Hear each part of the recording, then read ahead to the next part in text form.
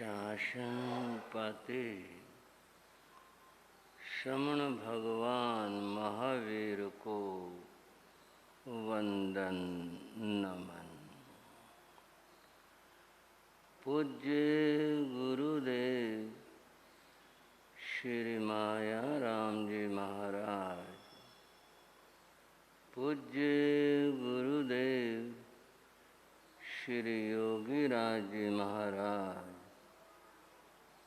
पूज्य गुरुदेव श्री राम कृष्ण जी महाराज, सभी गुरु भगवंतों को वंदन नमन।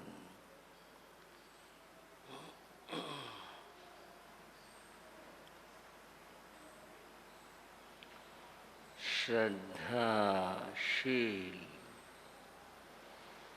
बंधुओं एवं श्रद्धाशील बहन, हमारी चर्चा श्री भगवती सूत्र को लेकर चल रही है और आप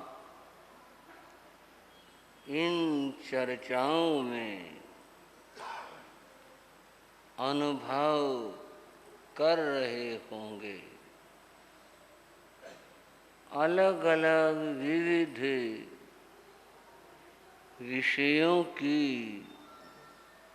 चर्चाएं, संवाद इस शास्त्र में प्रस्तुत किए गए। आज हम एक ऐसे विषय की चर्चा कर रहे हैं जो हमारा परिचित विषय है, फिर भी उसके संबंध में बहुत कुछ जानना शेष रहता है। आपका चिंतन अवश्य उस ओर चला होगा, ऐसा क्या विषय है। बंधुओं, बात करेंगे। पहले वहाँ चलते हैं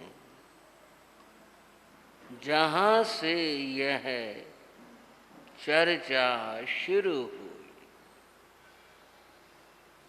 ये संवाद और चर्चा भगवान महावीर और गौतम स्वामी के मध्य हुई थी। गौतम स्वामी भगवान के समीप आए और उन्होंने वंदन नमन किया, प्रश्न किया।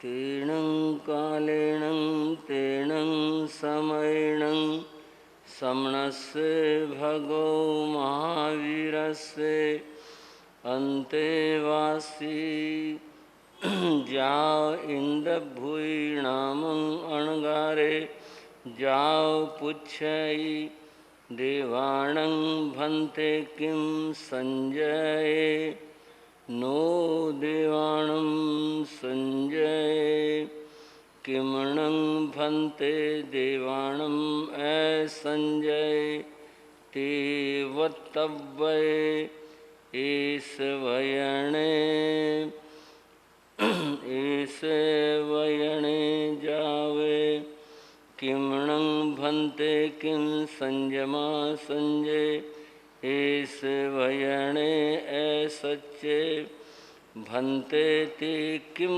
वक्तव्ये नो संयमेति।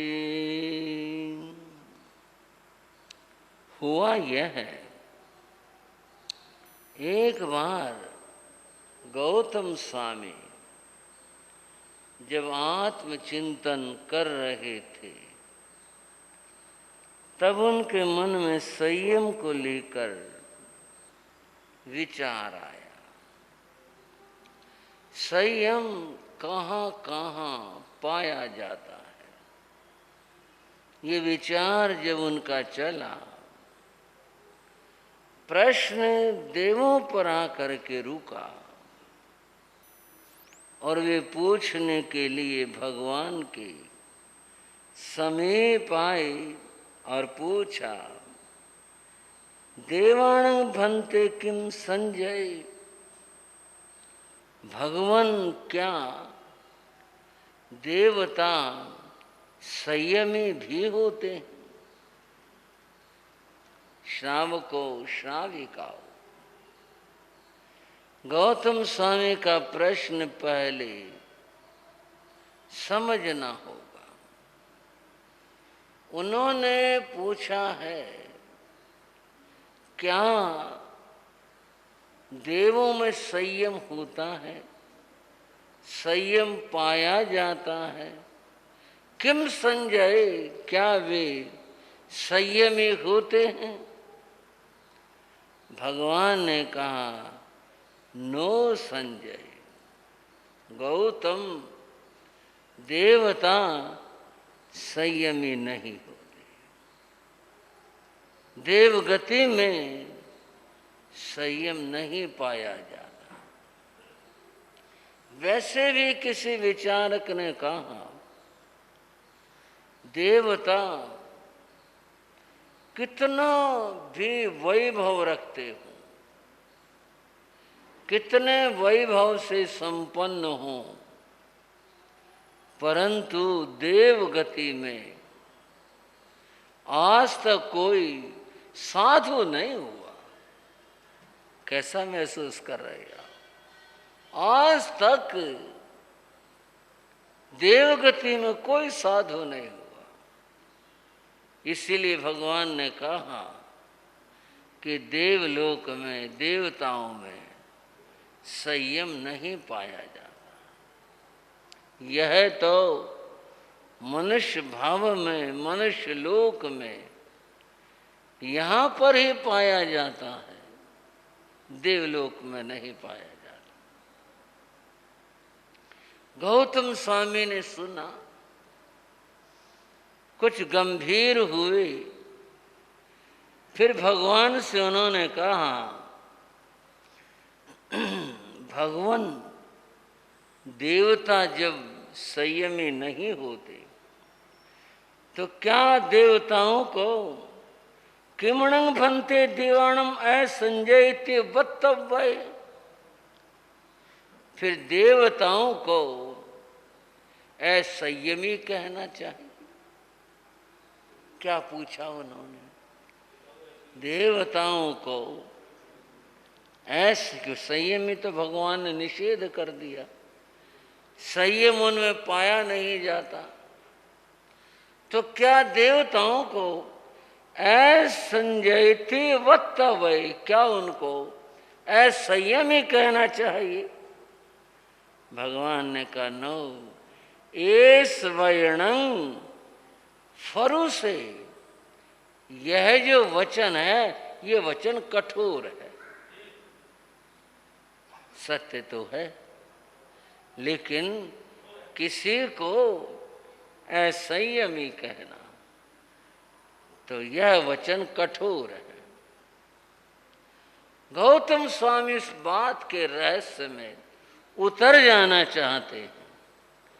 संयमी कहें तो असत्य होगा, असंयमी कहें तो कठोर वचन होगा। तब उन्होंने भगवान से कहा, किमणं भन्ते संयम संयमेते वक्तव्य, तो फिर देवताओं को संयमा संयमी कहीं, संयम भी है, असंयम भी है, संयमा संयमी कहीं। इस वर्ण यह जो वचन है असत्य असत्य है। भगवान ने कहा संयमा संयमी श्रावक को कहते हैं। देवलोक में देवताओं में श्रावक धर्म नहीं पाया जाता। वे श्रावक के नियम और व्रतों का न पालन करते हैं न वो धारण करते हैं। जब वो धारण ही नहीं करते तो फिर उनको संयम असंयमी कैसे कहें? और अगर कोई कहता है तो यह असत्य वचन होगा। किम बत्तव्य, फिर क्या कहें? संयमी नहीं कह सकते, असंयमी नहीं कह सकते, संयम असंयमी नहीं कह सकते, फिर क्या कहें? उनको कैसे बोलें? बताना पड़े तो क्या कहे? यहाँ भगवान ने बताया कि कोमल और मृदु वचन बोलना चाहिए। क्या वचन बोले? नो संयमी देवता संयमी नहीं होते। क्या होते हैं संयमी? ये हम नहीं कह रहे, ये कठोर फरस वचन है। वे संयमी नहीं होते, ऐसा वचन कह सकते हैं, बोल सकते हैं। गौतम स्वामी ने प्रभु को वंदन किया, वे कृतार्थ हुए, धन्य हुए। प्रभु की स्तुति करके अपने स्थान पर आकर बैठ गए। अब मैं आपसे इस प्रश्न और संवाद को लेकर के कुछ बात और चर्चा करना चाहूँगा। पहली बात तो यह है कि यह जो संवाद हुआ, बातचीत हुई, यह वाणी को लेकर हुई, देवता को लेकर नहीं, वाणी को लेकर हुई। कैसे बोला जाए, इस बात को लेकर ये संवाद और चर्चा है। और इसके साथ आप एक बात समझ लें, मनुष्य के पास 3 शक्तियां हैं। एक मन है, एक वाणी है और एक काया है। काया कितने भी बलवान हो, किसी की कितना बलशाली हो, परंतु उसकी एक सीमा होती है। सीमा अवश्य रहेगी। मैं एक बात करूं, एक व्यक्ति कल्पना करते हैं इतना वजन उठा सकता, कोई एक संख्या वैसे विचार और चर्चा में 100 किलो वजन उठा सकता, उससे कोई दूसरा उससे ज्यादा उठा सकता। आखिर एक जगह जा करके तो कहना ही पड़ेगा भाई इससे आगे नहीं। और किसी आदमी को तलाश, उसकी भी एक सीमा होगी। काया के बल के एक सीमा होती है। रही बात मन की, वाणी की बात तो करेंगे ही, रही बात मन की, बंधुओं मन की शक्ति भी अपार है, बहुत है। इस मन के द्वारा न जाने कितने कर्मों का जीव बंध कर लेता है और साथ में वह कर्मों के निर्जरा भी कर देता है।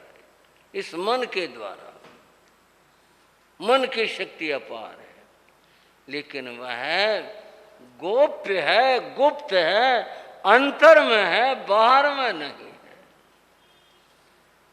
किसके मन में क्या चल रहा है, अब यह बात तो मन है परियव ज्ञानी, केवल ज्ञानी वे तो जानते हैं कि मन में क्या चल रहा है, दूसरा व्यक्ति तो नहीं जान सकता। कुछ लक्षण होते, उन लक्षणों से एक अनुमान होता, सत्य नहीं होता। कुछ थोड़ा सा एक अनुमान सा, भाई लगता है इसके मन में ये है, या ये सोच रहा है, ये सुखी है दुखी है, इसके मन में क्या स्थिति है, थोड़ा एक लक्षणों को देख करके अनुमान होता है, लेकिन मन की बात तो मन है परैवज्ञानी, और केवल ज्ञानी वही समझ सकते हैं। छद्मस्त सामान्य जन नहीं समझ सकता।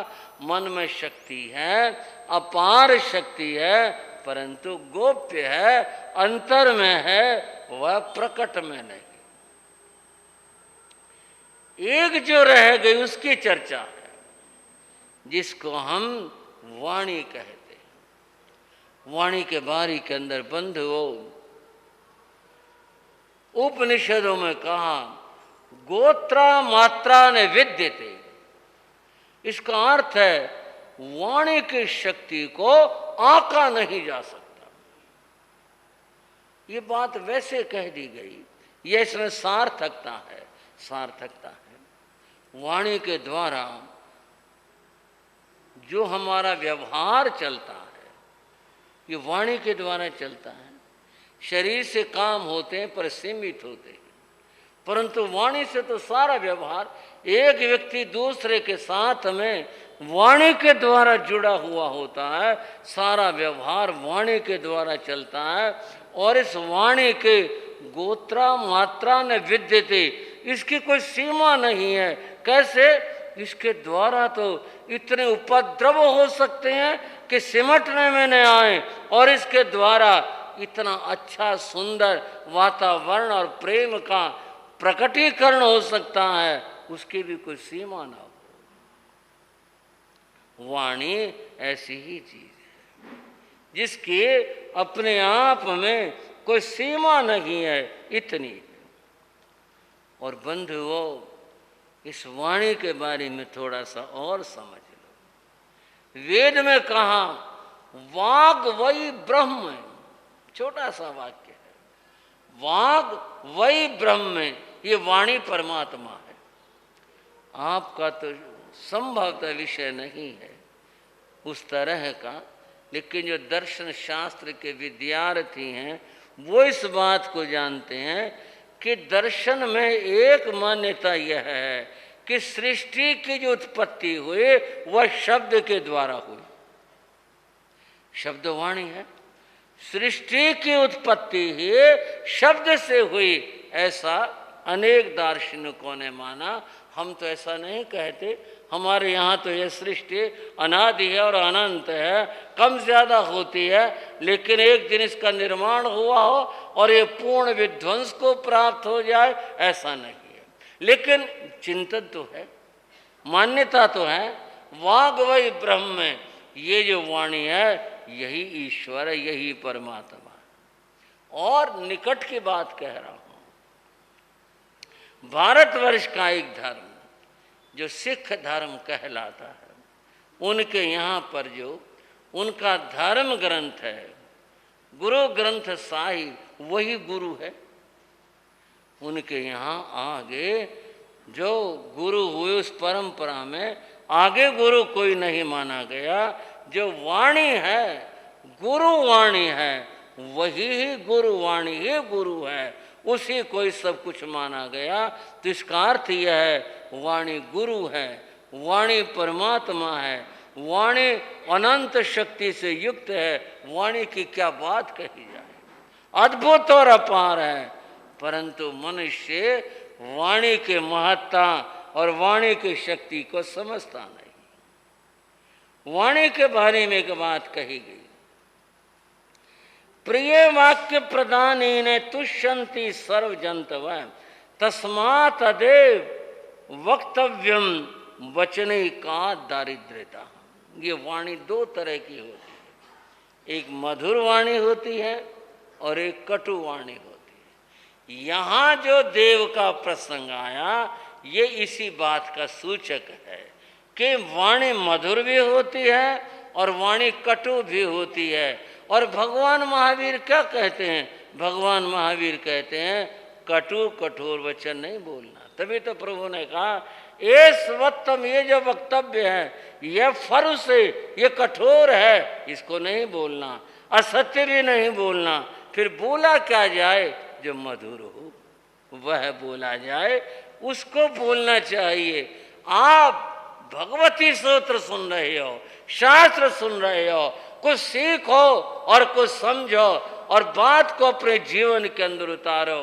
कटु कठोर नहीं बोलना और असत्य नहीं बोलना। कैसा बोलना है? मधुर बोलना है और मधुर के साथ में वह सत्य भी होना चाहिए। ये भी बात इस संवाद और चर्चा के अंदर बताई गई। एक बात पुराने संतों की। लोग पहले मिट्टी के बर्तन प्रयोग करते थे, आजकल तो स्टील के, दूसरे प्लास्टिक के, दूसरे चीजों के बर्तनों का प्रयोग चल रहा है। एक जमाना रहा जब मिट्टी के बर्तनों का प्रयोग होता था।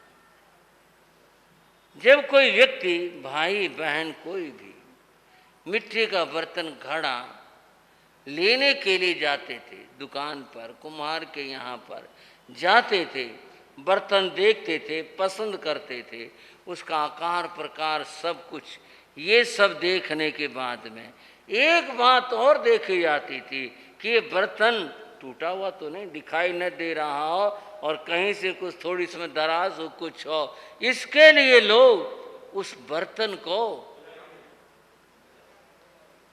बजा करके देखते। बजाने का मतलब उसके आवाज को सुनते थे, आवाज कैसी आ रही है। और आदमी कितने झूठ बोल ले, बर्तन बेचने वाला झूठ बोल ले और कोई झूठ बोल ले, कितना उस पर रंग रोगन कर लो, कुछ कर लो, अगर उसमें कोई किसी तरह की दराज है, कुछ है, आवाज झूठ नहीं बोलेगी, पता चल जाएगा नहीं भाई बर्तन ठीक नहीं है। ये तो आवाज कुछ और तरह की आ रही है। व्यक्ति का पता कैसे लगता है? उदाहरण ये दिया गया कि ये घट, ये घड़ा साबुत है या ये टूटा हुआ है, ये कैसा है, किससे पता चला? उसकी आवाज से पता चला। घड़े का पता उसकी आवाज से चला और व्यक्ति का पता।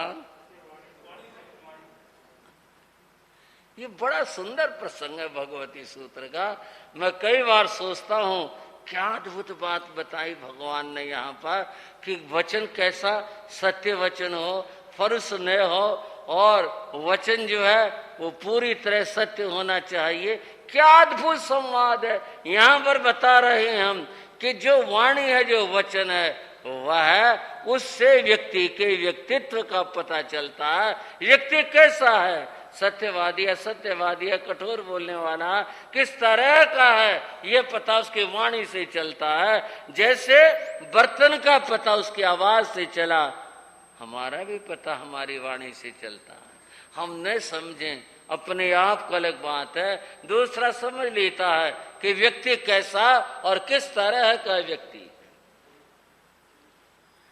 एक बात और, इस वाणी को उर्दू में जबान कहते हैं। उर्दू जबान, फारसी जबान, भाषा, वाणी।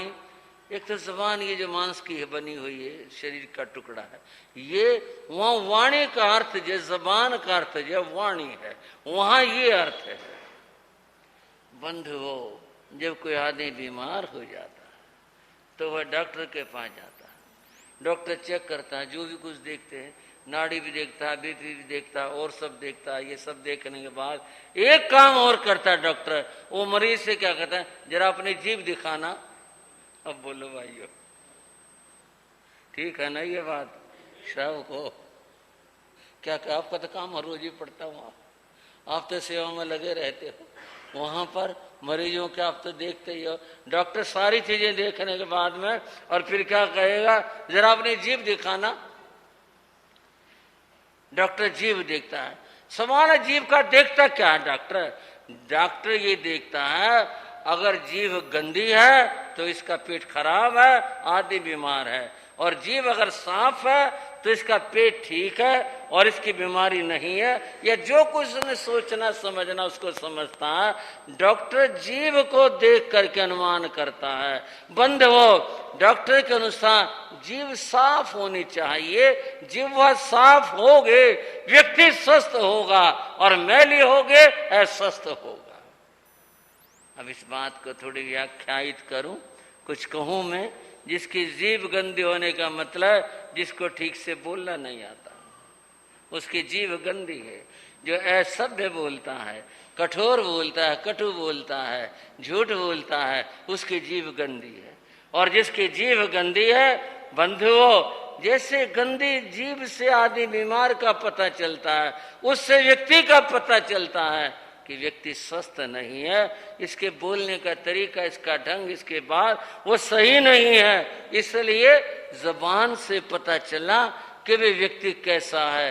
जीभ साफ होनी चाहिए, अर्थात आदमी की भाषा निर्मल होनी चाहिए, स्वच्छ होनी चाहिए। आदमी की भाषा अगर स्वच्छ है, निर्मल है और सुकोमल है, व्यक्ति स्वस्थ है। और अगर जीभ गंदी है तो बंधुओं फिर जीवन ठीक नहीं है। मैं समझता हूं हर व्यक्ति अपने जीवन को अच्छा सोचता है, लेकिन जीभ से पता चलता है कि व्यक्ति कैसा है, स्वस्थ है, अस्वस्थ है, इसका जो व्यक्तित्व है वो कैसा है, तभी पता चल जाता है।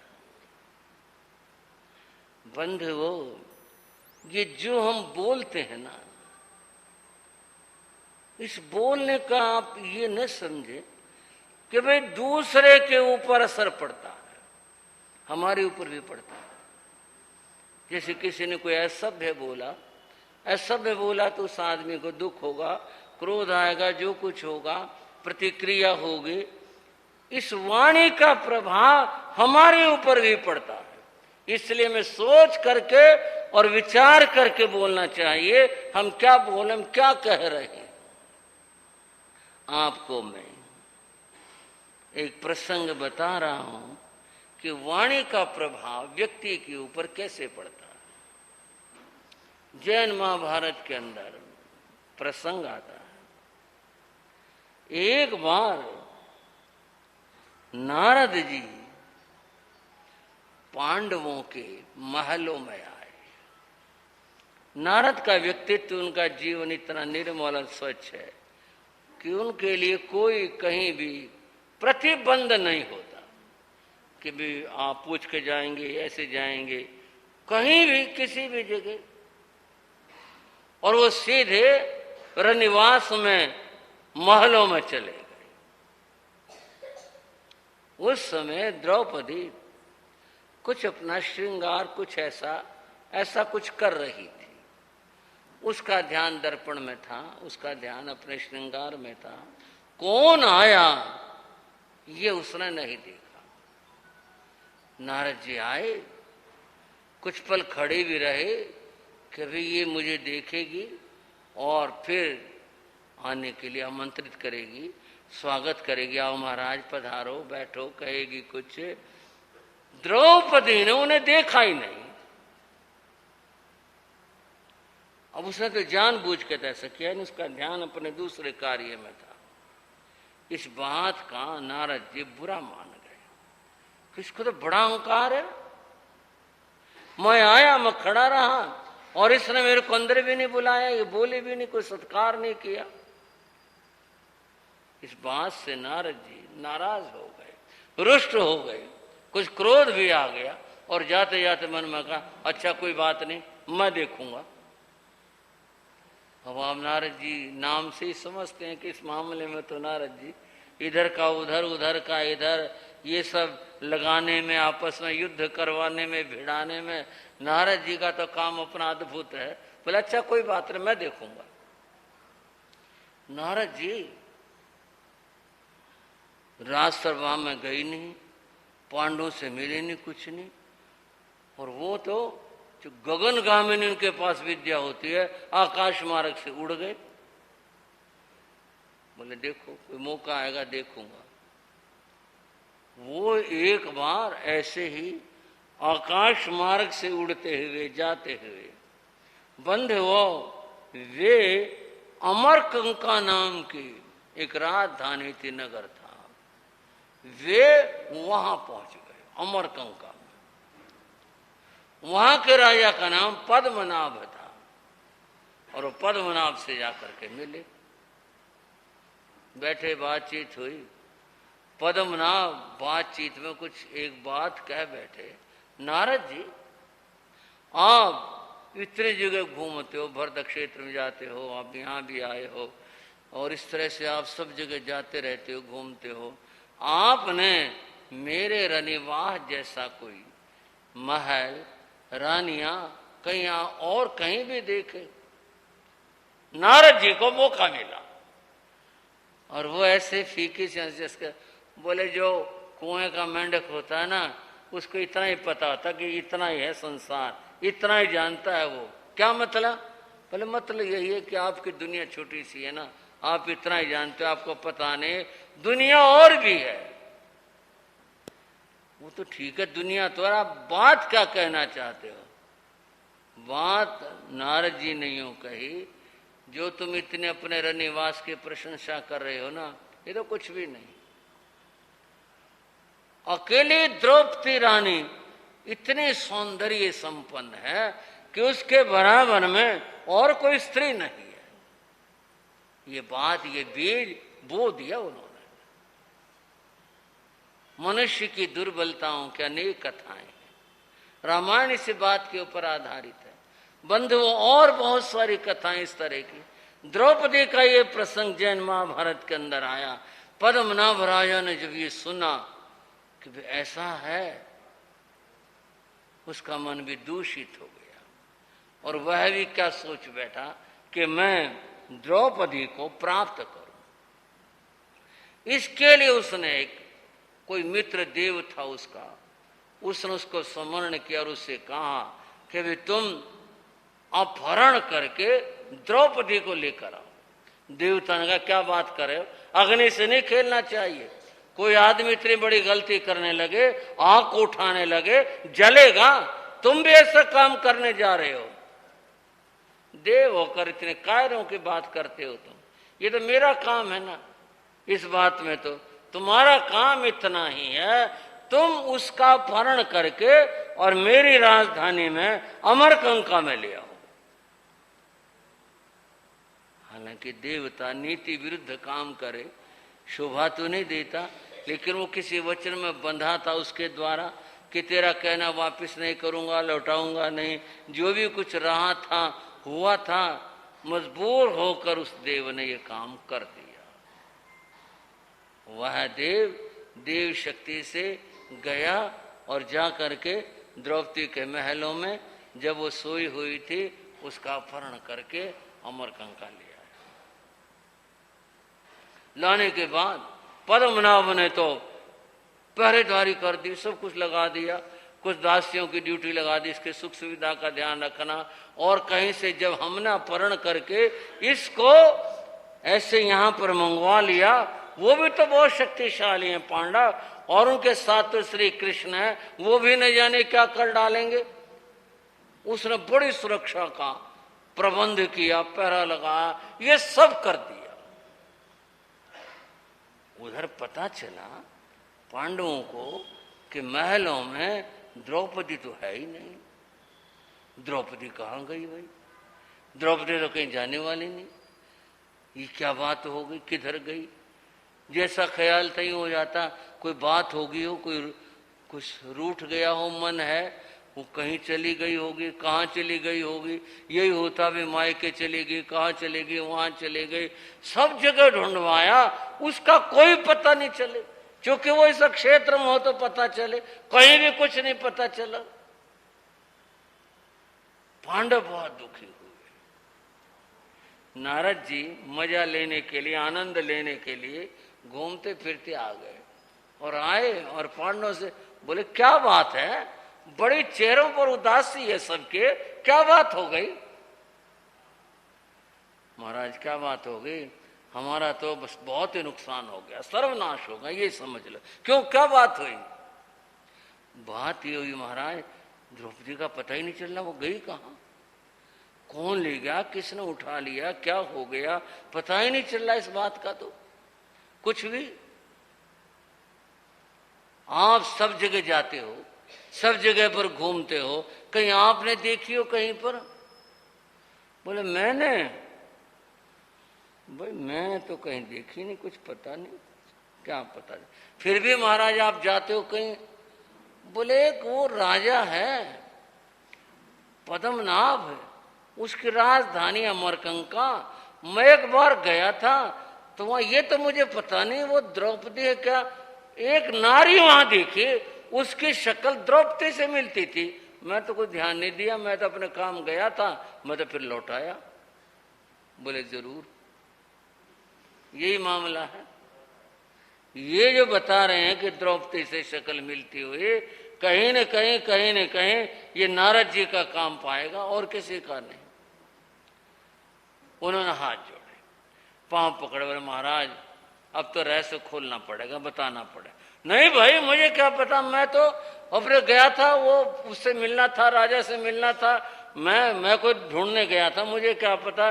नहीं महाराज पता नहीं तो पता ला के दो, कोई भी बात हो। आखिर पांव पकड़ ले, वाणी की बात मैंने कहनी तो कथा का पूर्ण भाग है। जब पांव पकड़ लिए और नारद जी का मन क्रोध शांत हुआ, बोले भाई उसका तो अपहरण हो गया। अपहरण हो गया? हाँ। कौन ले गया वो? बोले पद्मनाभ राजा ने अपने किसी मित्र देव के द्वारा यह अपहरण करवाया। बोले महाराज आपकी भूमिका इसमें आपकी भूमिका? बोले हम तो घूमते फिरते रहते, बस गया था, मेरे ध्यान से आ गया, इसलिए बस मैंने तुम्हारे को बता दे और मैं तो चला। नारद जी का तो काम फिर यही था, एक तो पाठ पढ़ाना था द्रौपदी को कि भी तूने मेरे आय का स्वागत नहीं किया तो लो उसका आनंद, और दूसरी बात लड़ाई हुए बहुत दिन हो गए, देखी नहीं कहीं, आपस में बजी नहीं, लड़ाई हुई नहीं, तो आनंद उसका भी लेना था। बोले मैं तो जा रहा हूं, मेरे को तो काम और निकल गए। पांडवों का परस्पर में मंत्रणा हुई। बोले भाई नारद जी ने बता दिया और काम नारद जी का है, चलो काम उनका हो, उनका तो काम ही यही है। फिर अब कैसे किया जाए, वहां से कैसे लाया जाए, लवण समुद्र बीच के अंदर है, फिर किस तरह से बात हो, कौन जाए, कैसे जाया जा सकता है, कुछ समझ में बात नहीं आई। बोले चलो श्री कृष्ण के पास चलते हैं। चलो वहां गए, श्री कृष्ण को भी मालूम था। कहने भाई वो पता चला कुछ द्रौपदी का? बोले हाँ जी पता चल गया। कैसे पता चला? बता दी बात कि नारद जी ने ये काम किया, पद्मनाभ के महलों के में वो है। बोले फिर वहां कैसे जाओगे, इतना बड़ा समुद्र पार करके कैसे पहुंचोगे, क्या होगा? बोले ये आपके शरण में आए हैं। बोले चलो फिर कोई बात नहीं, चलते हैं, तैयार हो जाओ। उन्होंने अपने रथ तैयार कर लिए। श्री कृष्ण बोले सेना के कोई जरूरत नहीं, अपनी चलेंगे, तुम चलना पांचों, एक मैं चल पड़ूंगा, बस बहुत है, चल पड़ेंगे। और निश्चित दिन पर श्री कृष्ण आ गए, वे भी आ गए। श्री कृष्ण ने अपनी विद्या का प्रयोग किया और अपना रथ आगे कर दिया। उनके महान शक्ति थे, उनका जो रथ था वह पानी के ऊपर चला, उसके पीछे चला, उन्होंने अपना रथ लगा दिए और वो भी डूबे नहीं, और इस तरह से लवण समुद्र को पार करके और पहुंच गए राज्य में। नगर के बाहर उन्होंने जाकर अपना डेरा लगाया। एक रथिक को कहा जावे सूचना दिया, नगर में राजा से जाकर के मिला। वो संदेश वहां गया और जाकर उसने पद्मनाभ राजा को कहा कि भाई या तो हम आ गए हैं, सह सम्मान क्षमा मांग करके तुम द्रौपदी को वापस कर दो, अन्यथा युद्ध के लिए तैयार हो जाओ। पद्मनाभ बड़ा विकट राजा था, उसने कहा मैं युद्ध के लिए तैयार हूं, तुम तैयार हो जाओ। उसने अपनी राजधानी का पूरी तरह से सुरक्षा प्रबंध कर रखा था और आखिर युद्ध की बात हो गई। दोनों ओर से बिगुल भी बज गए, शंखनाद हो गया, उधर से बड़ी सेना आ गई, पद्मनाभ स्वयं आ गया युद्ध के लिए। इधर तो 5 पांडव और एक श्री कृष्ण। उनके विशाल सेना को देखा और देख करके पांडवों को चिंता नहीं। अर्जुन भीम बोले आज हम हैं, कोई बात नहीं, वो तैयार थे। वाणी की बात अब यहां आ रही है। श्री कृष्ण ने पांडवों से पूछा, बोले भाइयों क्या विचार है, युद्ध में तुम जाओगे या युद्ध में मैं चलूं, अकेला युद्ध करूं या तुम्हारे साथ चलूं? बोले तुम्हारा क्या मन है? अहंकार में आकर के पांडवों ने एक बात कह दी, बोले महाराज आप तो केवल दर्शक बनो, देखने वाले बनो, युद्ध तो हम करेंगे। अच्छा भाई, और अहंकार में क्या कह दिया, आज या तो हम नहीं या पद्मनाभ नहीं। आप उस बात की बारीकी में पहुंचे या नहीं पहुंचे, कुछ भाई तो मुझे लग रहा है कि बात की बारीकी में पहुंच गए। जो उन्होंने कहा, उन्होंने ये कहा या तो हम नहीं और या पद्मनाभ नहीं। श्री कृष्ण ने उसी समय कहा ये तो हार गए। मन में कहा ये तो हार गए। इन्होंने तो खुद ही कह दिया या तो हम नहीं, जब तुम नहीं मारे जाओगे तुम ही नहीं होगे, बस अब अगले के तो पीछे हो ही गई। उन्होंने वचन क्या बोला, या तो हम नहीं या पद्मनाभ नहीं। जब तुम नहीं, पद्मनाभ तो जीत ही गया। फिर श्री कृष्ण ने कहा भाई मैं चलता। बोले नहीं जी, आप तो केवल देखो। और पांचों पांडव युद्ध में उतर गए।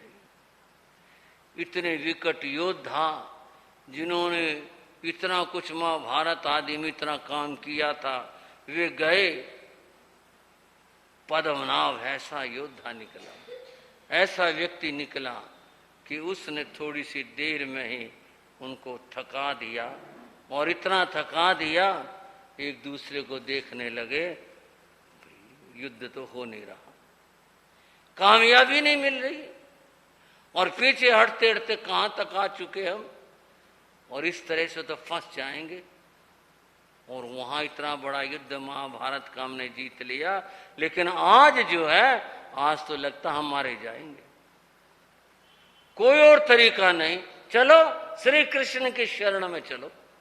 वापस युद्ध के मैदान से श्री कृष्ण की शरण में आए।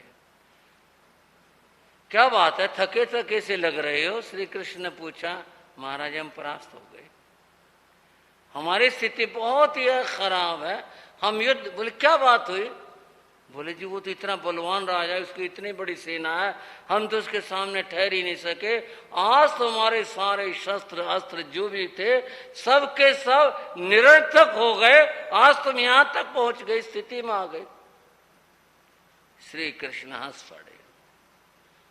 युधिष्ठिर ने हाथ जोड़ के पूछा, महाराज आप तो सबको शरण देने वाले हो, और शरणागत के ऊपर पहली बार आपको हंसते हुए देखा, आप हमारी पराजय के ऊपर हंस रहे हो, क्षमा करना। हम आपसे पूछ रहे हैं, आप भी हंस रहे हो। हंसने के लिए दुनिया है और आप भी हंस पड़े। युधिष्ठिर मैं तुम्हारी इस बात पर नहीं हंसा, मैं किसी और बात पर हंसा। क्या बात है महाराज बताओ? बोले जब मैंने तुमसे कहा था ना युद्ध के बारे में, और तुमने कहा था हम जाएंगे, तब उस समय तुमने ये कहा था पांचों ने कि या तो आज हम नहीं और या पद्मनाभ ने। मैं जब भी देख लिया था इधर हार गए। इन्होंने खुद के लिए जब ये कह दिया हम नहीं, जब तुम नहीं, या तुम तो हार ही गए, और उसकी विजय होगी तो होना ही था। तुम्हारा वचन तुम्हारे लिए बहुत भारी हुआ। ऐसा नहीं था कि तुम हार जाते, आज परास्त हो जाते, ऐसा नहीं था। तुम्हारे वचन ने तुम्हारा विनाश किया, तुम्हारे वचन ने तुम्हारे को हराया, तुम्हारे वचन की वजह से तुम्हारी ये स्थिति बनी, ये वचन के कारण हुआ। अरे हमने तो ये सोचा भी नहीं था, हम क्या कह रहे हैं। श्री कृष्ण ने वहां पर उपदेश दिया, सोच करके बोलना चाहिए, बिना सोचे बिना विचारे बोलना नहीं चाहिए। ऐसा बोलना अपने लिए नुकसानकारी होता है। गीता में कहा अनुद्वेग करम वाक्यम सताम प्रिय हितम च यत्। ऐसा वचन बोलो जो हितकारी हो, अपने लिए हितकारी हो, सत्य हो और ऐसा वचन हो जिसके दो दो अर्थ ना निकलते हों, ऐसा वचन बोलो, सत्य वचन बोलो।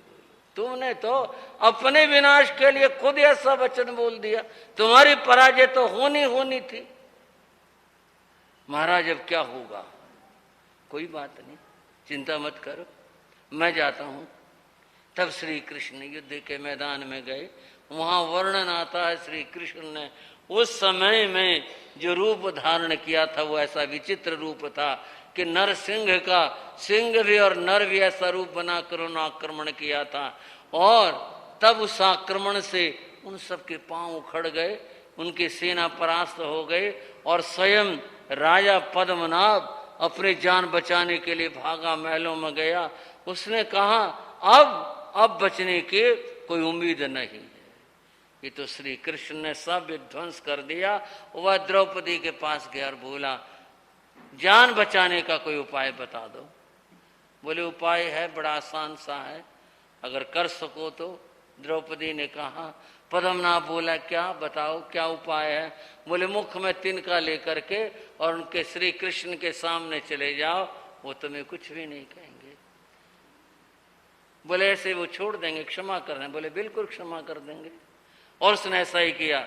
श्री कृष्ण ने क्षमा कर दिया और कहा, सह सम्मान द्रौपदी को वापस कर दो। उन्होंने सह सम्मान उनको वापस किया। द्रौपदी को लेकर वो लोग आते हैं।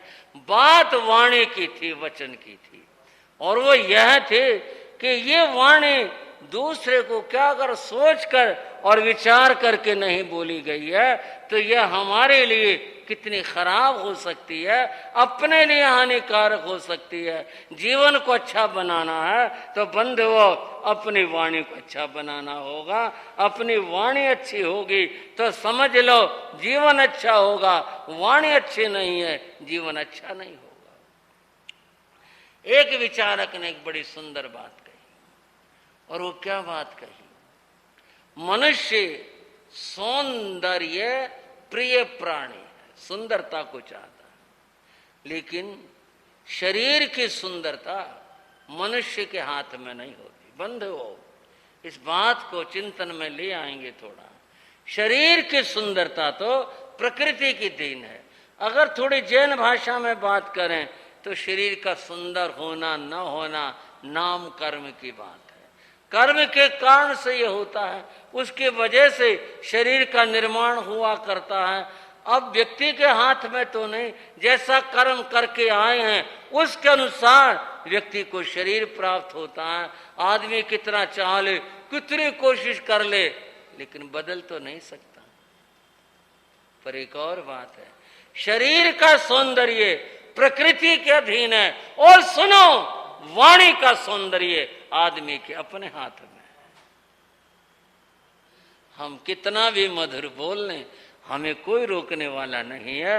हम कितना मीठा बोल लें, प्रिय बोल लें, अच्छा बोल लें, सबके लिए अच्छा बोल लें।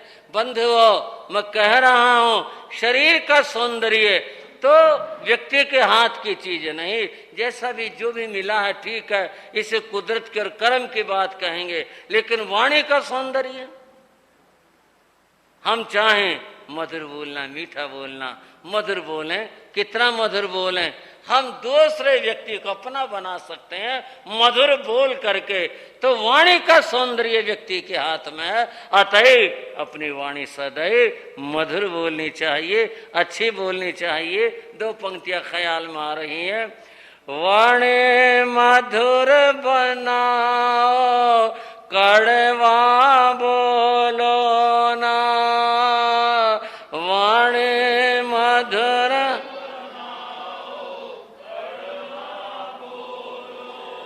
वाणी मधुर बनाओ, कड़वा बोलो ना। वाणी मधुर,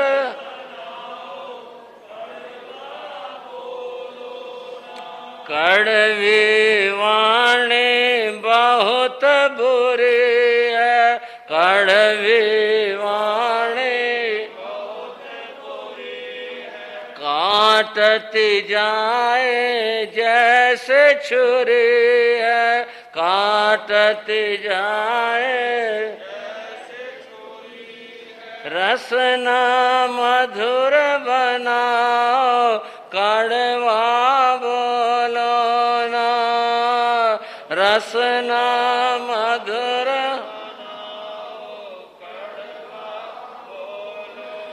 वाणी मधुर बनाओ, कड़वा बोलो ना। वाणी मधुर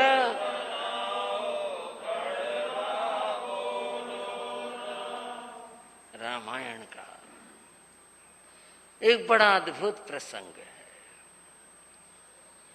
प्रसंग यह है,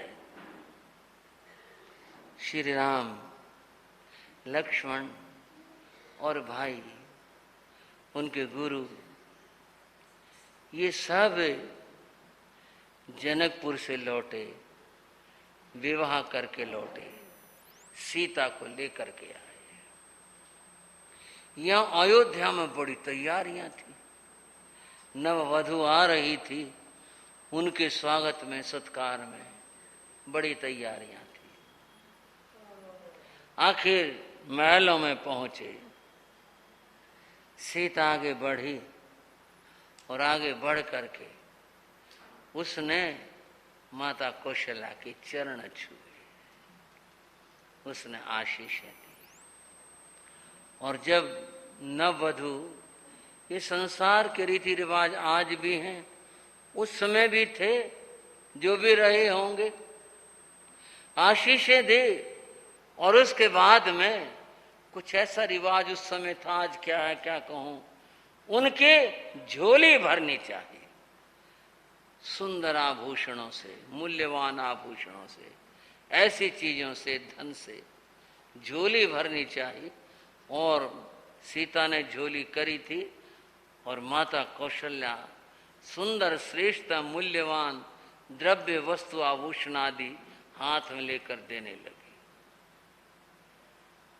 सीता ने अपनी झोली समेट ली, पीछे कर ली। ये क्या बात, ये तो बड़ा शुभ मौका होता है।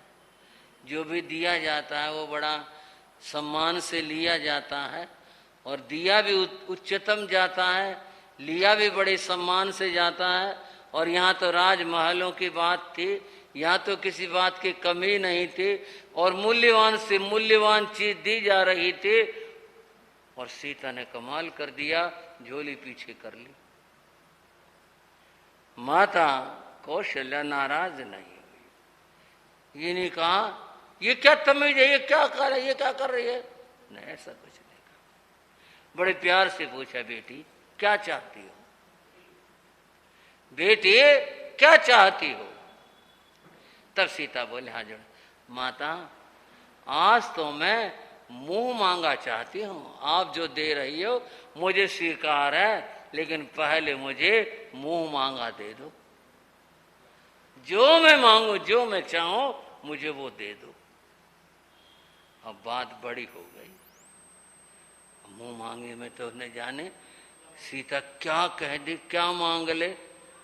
एक बार को मुश्किल पड़ी माता कौशल्या को भी ये कहते हुए, बोलो बेटी क्या चाहिए, बोलो वही मिलेगा।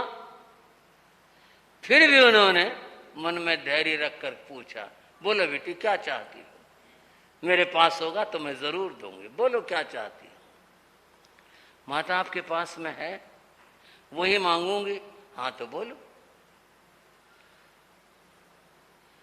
सीता ने क्या कहा, माता आप मुझे ऐसा कोई मंत्र, ऐसी कोई चीज दो जिससे राम मेरे काबू में रहे। हाँ जी भाई, ऋषभ बिहार वाला, मेरी बहन हो।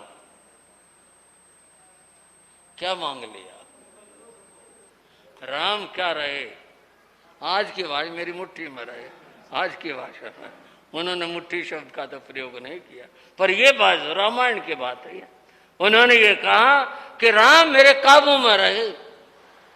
सारी ही बहनें जब इस तरह से विवाह करके आती हैं, वो भी यही सोचती हैं, आज हो चाहे उस जमाना हो, मेरा पति मेरे काबू में रहे, मेरा कहना माने, मेरे उसमें रहना चाहिए। यही बात उनके मन में भी थी, यही बात यहाँ भी थी, और आज भी यही सोचते मेरे काबू में रहना चाहिए। और अगर कहो, मेरा विषय तो नहीं है, ना मैं ऐसी चर्चा करता, पर प्रसंग आ जाए तो कह भी लेता हूं, झगड़ा ही यही है।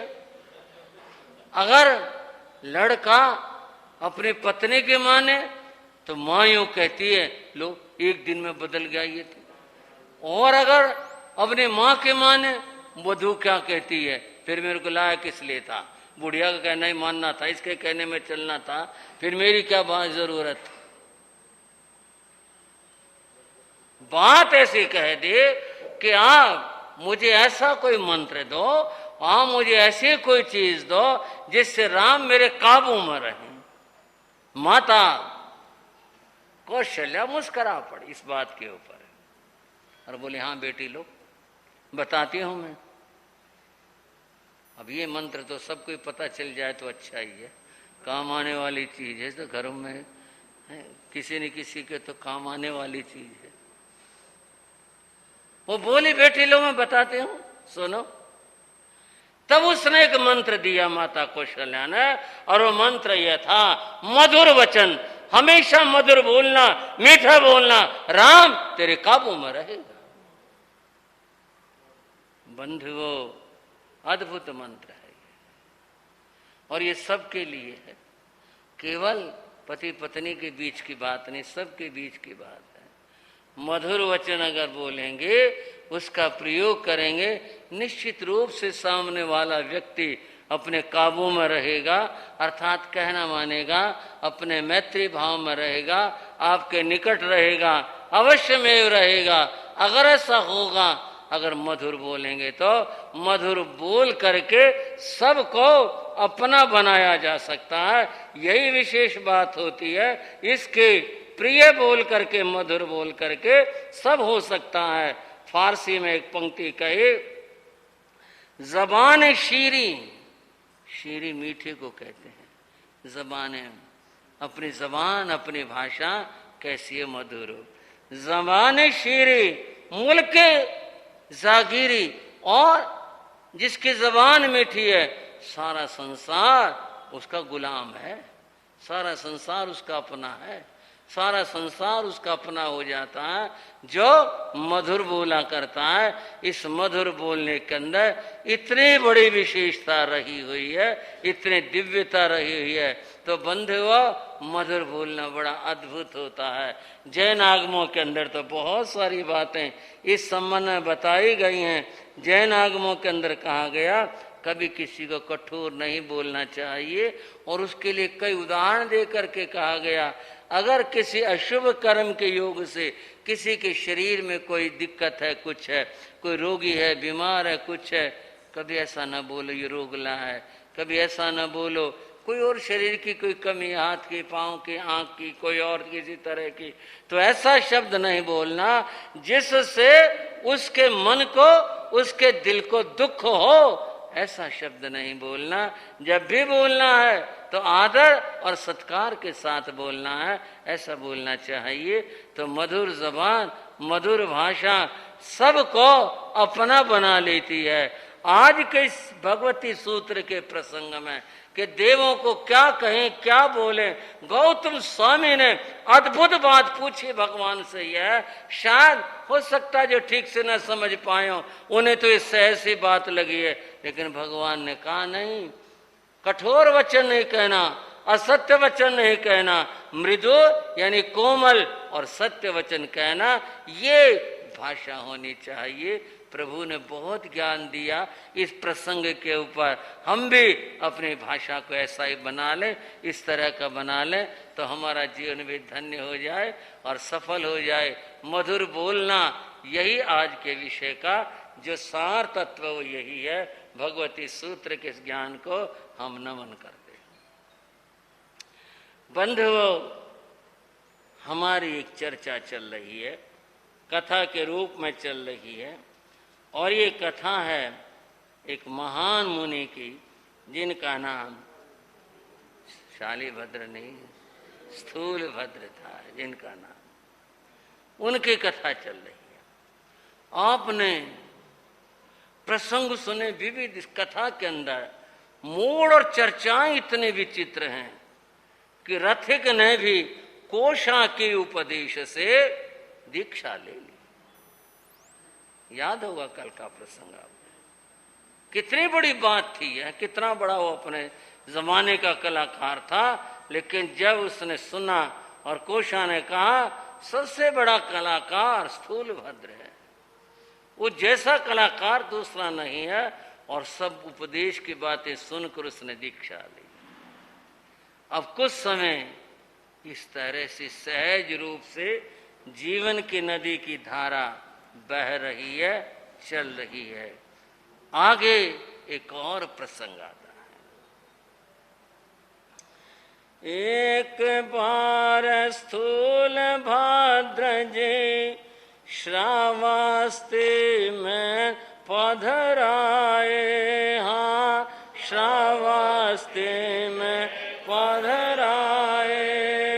बाल सखा धन देव के घर पर जन्मे दन के संग आए। सखा के बारे में पूछा तो, सखा के बारे में पूछा तो, पत्नी ने नन भर भर आए। गए थे वो परदेश कमाने, घर की हालत कहीं न जाए। स्थूलभद्र मुनि विचरण करते हुए श्रावस्ती नगरी पधारे, ठहरे, और वहां के लोग सत्संग में सुनने के लिए, प्रवचन वाणी सुनने के लिए बड़ी संख्या में आते हैं। साधु जिस दिन घर छोड़ देता है, बंधुओं उस दिन केवल घर नहीं, सारे रिश्ते नाते संबंध ये सब भी उसी दिन तोड़ देता है। इन रिश्ते नातों से कोई वास्ता नहीं रखता है। सहज हैं, सारी दुनिया अपनी है, और नहीं तो कोई हमारा नहीं है। श्रावस्ती आए। श्रावस्ती में उनका एक बाल सखा रहा करता, जो बचपन का मित्र था। उसका नाम धनदेव था।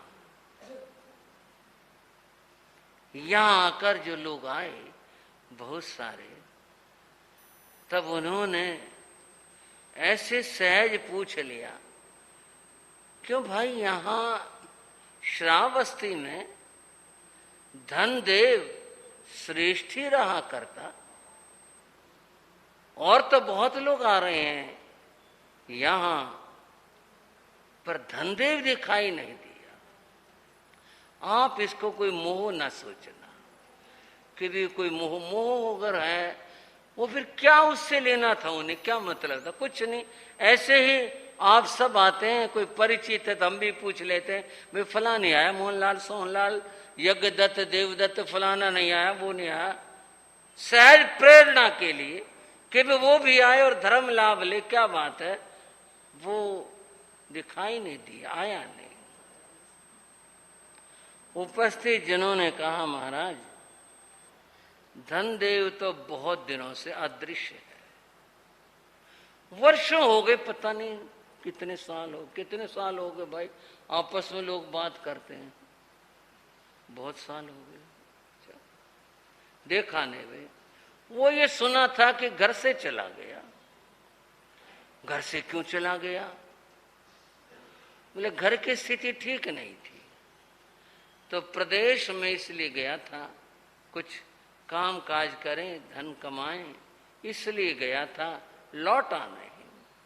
बहुत साल हो गए।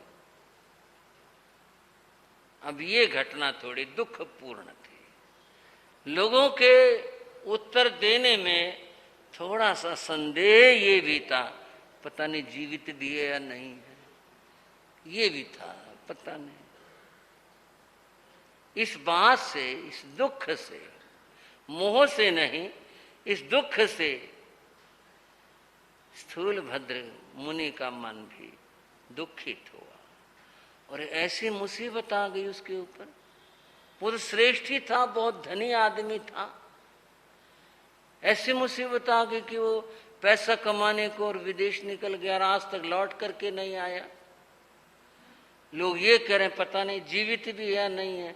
कई बार लोग दुखी हो करके कुछ गलत कदम भी उठा लेते हैं कि ऐसा ना हो उसने कोई ऐसा कदम उठा लिया। आखिर कुछ तो पता चलता, कोई तो खबर आते, भाई मैं वहां हूं, ऐसे हूं, आऊंगा नहीं आऊंगा, अभी और समय लगेगा, मैं काम कर रहा हूं। कुछ तो सुख दुख की बात आदमी सूचना दे। दयावश, करुणावश, मोहवश नहीं। फिर कह रहा हूं, मोह के कारण से नहीं, दयावश। स्थूलभद्र मुनि बोले तो उसका घर परिवार तो होगा। हाँ, वो तो उसकी पत्नी है, होगा, लोग कहते हैं। हाँ, वे एक दूसरे को कहते हैं, हाँ घर वाले, हाँ घर वाले तो यही है उसकी, बच्चे, उसकी लड़की। बोले हाँ। करुणावश, फिर कह रहा हूं, करुणावश स्थूलभद्र मुनि बोले चलो मंगल पाठ सुना कर आते हैं। अब ये बात कुछ आज के जमाने की कहूं या कुछ कहूं, थोड़ी निकट सी हुई। भाई दुखी परिवार के लिए, उस दुख भरे व्यक्ति के परिवार के लिए एक साधु का आशीर्वाद मंगल पाठ रूप होता है। और मुनि ने खुद का चलो मंगल पाठ श्रवण करने सुनाने के लिए चलते हैं, देखते हैं। निर्धन के कहीं पूछ नहीं है, तिरस्कार सब करते हैं। हाँ, तिरस्कार सब अपने ये सब आंख चुराते, मददन किंचित करते हैं। गर्दिश में जब खड़े अकेले, पास न कोई आता है। हाँ, पास न कोई, दर पे लगा मखमल का पर्दा, जग उपहास उड़ाता है, जग उपहास उड़ाता है। मुनि बोले चलो उसके घर जाकर आते हैं। कुछ और भयंकर अकाल पड़ा था। लोगों ने अन्न तो कहाँ मिलना था, जो ये झाड़ियां होती जिन पर बेर लगते हैं ना, ये झाड़ियां पीस करके थोड़ा सा आटा मिला करके इसकी रोटी बना के खाई थी। सोचो कितना कितना भयंकर समय होगा, कितना विकट होगा। पशुओं के बाद लोगों ने पशु खोल दिए, भगा दिए घरों से कि हमारे घर पर मरेंगे, चारा डालने को है ही नहीं, पानी मिलता नहीं। कुछ लोग यमुना किनारे जाके छोड़ आए पशुओं को, बेचारे खुले फिरते थे पशु इधर उधर। पशुओं को भी अपने घरों के पहचान होते, वापस लौट लौट कर आते थे अपने घरों को, लेकिन कौन रखे।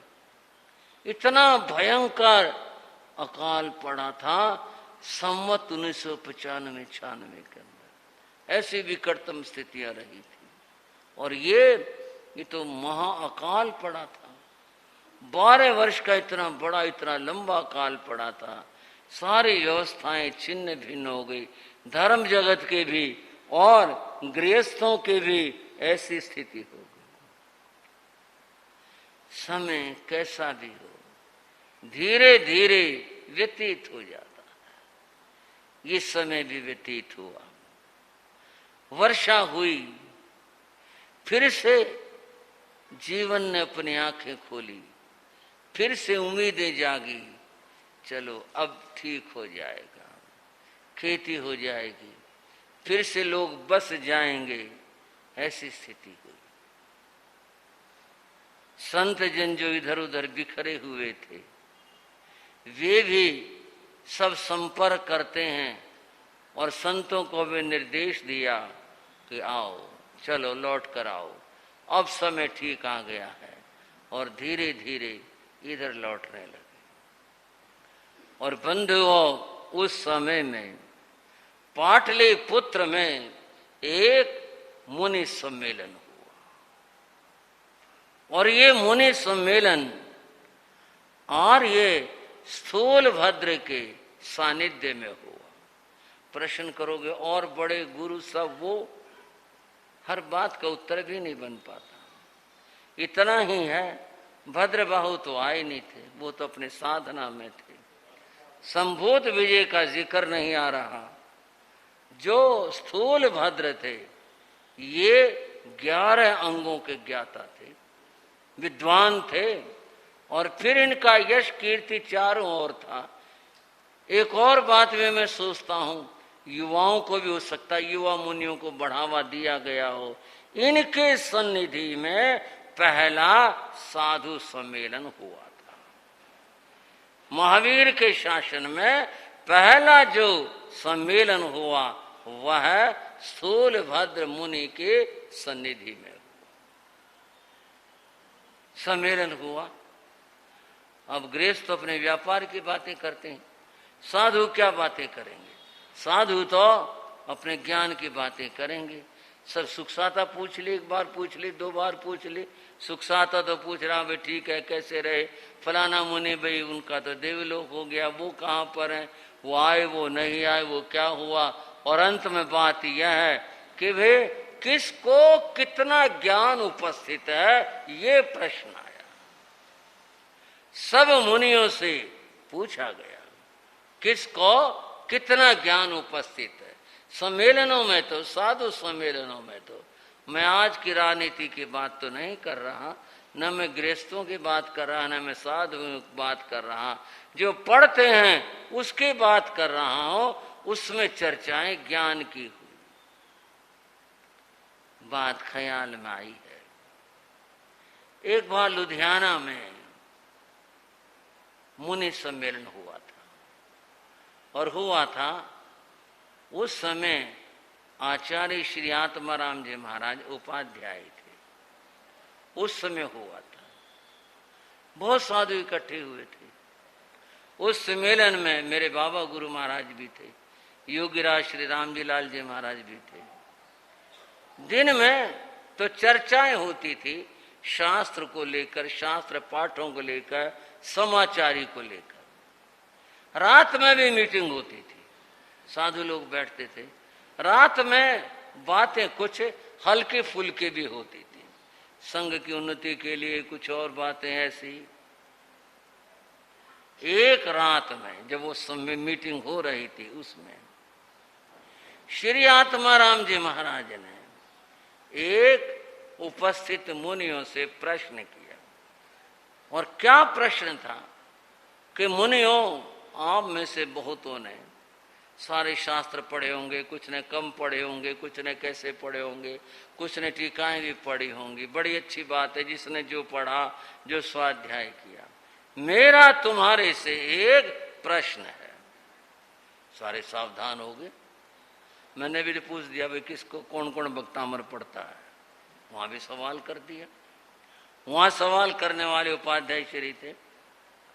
उन्होंने प्रश्न ये किया कि भाई हमारे वर्तमान में 32 शास्त्र हैं, 32 शास्त्रों का सार क्या है? कोई एक वाक्य में बताओ भाई 32 शास्त्रों का ये सार है। अब तो जी साधु एक दूसरे को लगे देखने, हाँ भाई क्या बताएं। कई खड़े हुए शास्त्रीय गाथाएं बोल के बताए जी ये शास्त्र है। उदाहरण के लिए मान लो मैं कह दूं नमो मंगल मुकुटंग, एक ऐसी गाथा है जिसमें सारे शस्त्रों के बात छिपी हुई है। किसी ने कुछ गाथा पढ़ी, किसी ने कुछ कहा, उपाध्याय जी सुनते रहे। जिसने जो कहा उसके बात सुनी गई। हाँ भाई ठीक है, और बताओ और बताओ। उसमें बाबा गुरु योगीराज राम जी लाल जी महाराज बैठे थे, वो मौन थे, चुपचाप थे। उपाध्याय जी ने कहा योगीराज तुम भी बोलो भाई, तुम भी बताओ, तुम तो बहुत अनुभव रखते हो, कहो। बोले महाराज सारे ज्ञानी हैं, सारे शास्त्रज्ञ हैं, इनको बताने दो, इनको कहने दो। बोले नहीं ठीक है, तो कह लिया, हम तुम्हारे से सुनना चाहते हैं। बोले मैं तो महाराज साधारण साधु हूं। नहीं नहीं नहीं, ऐसा ना कहो, छिपाओ ना अपने आप को। आप कितने बड़े ज्ञानी हो ये हम जानते हैं, आप बताओ आपका क्या विचार है। बंद वो ऐतिहासिक बात है। योगीराज गुरु महाराज खड़े हुए और बोले उस सभा में कि भी सारे 32 शास्त्रों का सार पूछा है, एक वाक्य में पूछा है। मेरी समझ में तो ये आया है, मिलकर बैठो बांट कर खाओ। जरा बोलना, बस ये सारे शास्त्रों का सार है। मिलकर बैठो बांट के खाओ। सारी समाचार आ गई इसमें, सारी बात आ गई इसके अंदर। मिलकर बैठो और बांट के खाओ। उपाध्याय जी इतने प्रसन्न हुए, इतने प्रसन्न हुए। बोले योगीराज जैसा तुम्हारा नाम है ना, तुमने ऐसा उत्तर दे दिया, कोई तो बात बाहर नहीं रहेगी इससे। इसमें तो कषायों का शमन हो गया, मिलकर बैठेंगे। कषाय भाव होगा तो मिल ही नहीं सकते।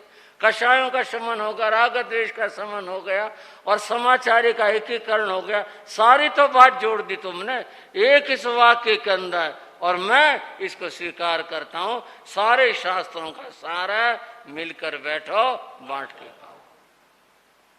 सम्मेलन हो रहा था श्री स्थूलभद्र मुनि के सानिध्य में।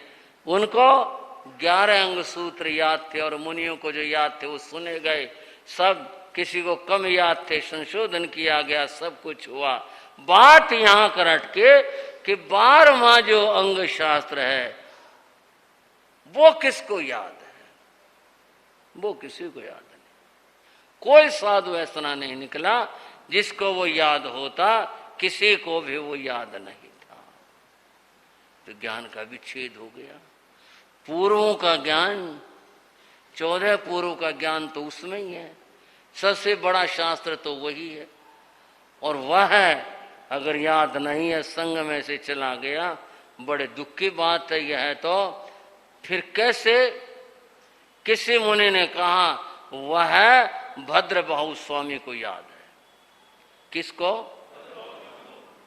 उनको याद है, और वो सम्मेलन आए नहीं, और वे नेपाल में उसकी गुफाओं में वहां रहकर साधना कर रहे हैं। इस समय और कोई साधु नहीं जिसको 14 पूर्वों का ज्ञान हो।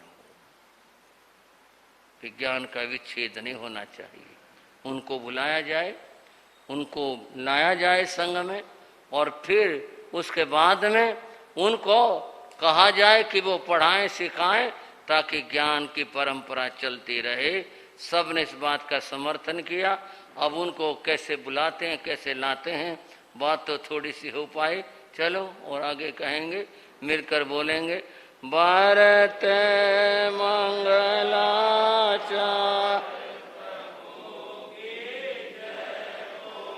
भारत मंगलाचार प्रभु जय बोलो, मिलकर सब नर नार प्रभु की जय बोलो, जय बोलो, मिलकर सब।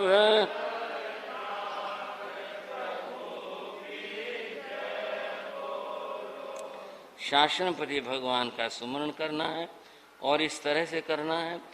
ओम भगवते श्री महावीराय नमः। ओम भगवते श्री महावीराय नमः। ओम भगवते श्री महावीराय नमः। ओम भगवते श्री महावीराय नमः। ओम भगवते श्री महावीराय नमः। ओम भगवते श्री महावीराय नमः।